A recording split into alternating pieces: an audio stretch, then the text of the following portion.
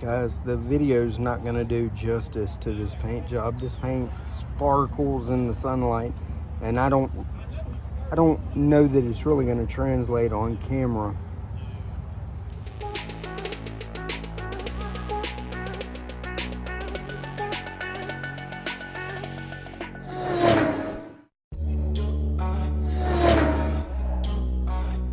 So here's the catch can from Elite Engineering.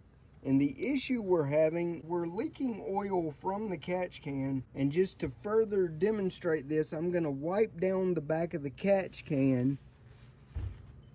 And as you see there, that's oil residue coming off the catch can. So we are leaking from somewhere.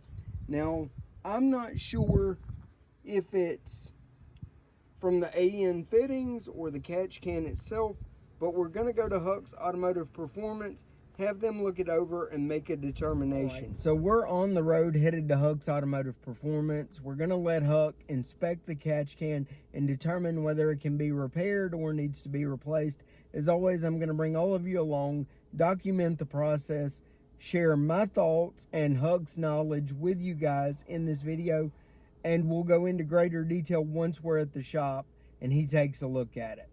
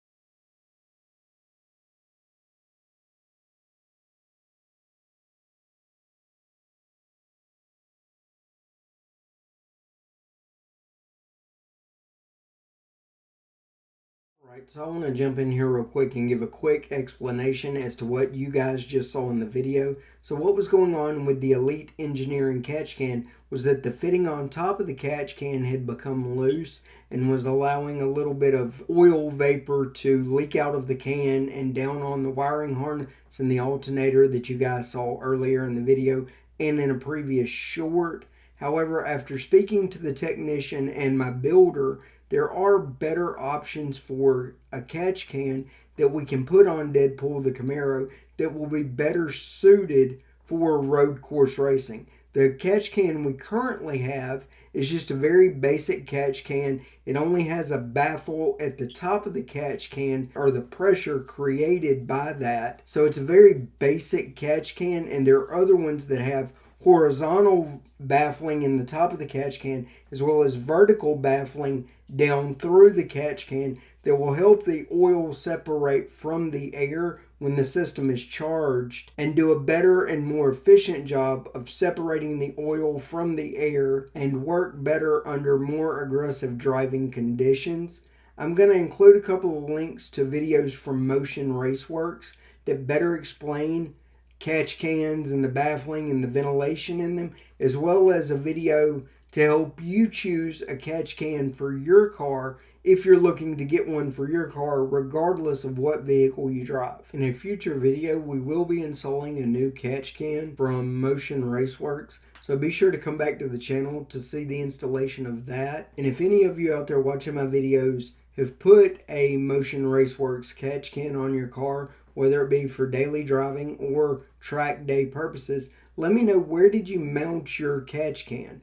Because I want to relocate mine when we do the new installation, and I'm not sure if I should move it to the firewall or should I buy enough braided line to mount it in the rear of the car somewhere in the trunk, because eventually Deadpool the Camaro will be strictly a track day car. It will not be driven on public roads. But let me know down in the comments where you guys think it should be mounted for that purpose. Alright, that's going to do it for this video. If you enjoyed the video, be sure to hit the thumbs up button. If it's your first time coming to the channel, be sure to hit the subscribe button. As always, ring that bell notification button to be notified when I upload my latest videos. And as always, links to all of my social media will be down in the description below. So jump over there and be sure to give me a follow on all social media platforms. Thanks for watching, and I'll see you in the next video.